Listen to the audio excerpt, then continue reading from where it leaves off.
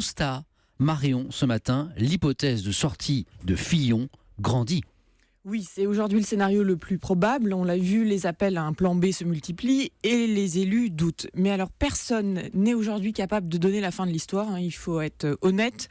Les prochains jours vont être déterminants. Pourquoi ? Parce que les élus sont rentrés dans leur circonscription. Ça veut dire que pendant plusieurs jours, ils vont être sur le terrain à la rencontre de leurs électeurs. Et ça va être déterminant pour savoir si les élus continuent de faire plus ou moins bloc derrière le candidat ou s'ils commencent à se détacher et à le lâcher. Deuxième élément, on a les sondages. Aujourd'hui, Fillon est retombé à 20% des intentions de vote.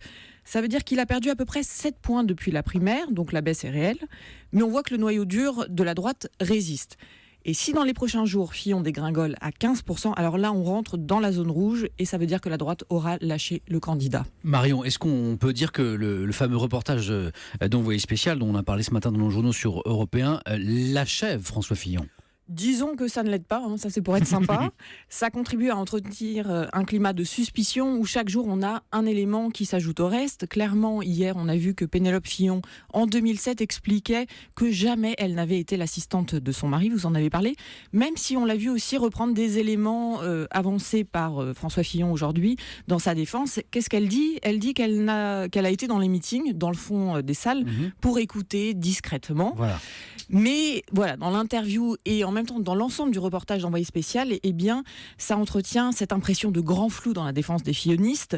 Aujourd'hui, c'est vraiment ce que les électeurs de droite reprochent aux candidats sur le terrain. Ils aimeraient rapidement connaître la vérité pour pouvoir passer à autre chose, avoir un candidat, que ce soit François Fillon ou un autre, le fameux plan B, mais que la droite fasse campagne, alors qu'on leur disait jusqu'à présent que cette élection présidentielle était imperdable. Et on le rappelle, on est à 80 jours de la présidentielle. Est-ce qu'on peut imaginer, Marion, que Fillon peut s'en sortir ?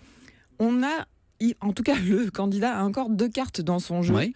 La première, vous en parliez tout à l'heure, ce sont les vacances scolaires. Et oui, dès ce soir, la zone C rentre en vacances. Ouais. Ça veut dire que des millions de Français vont s'intéresser à autre chose qu'à François Fillon.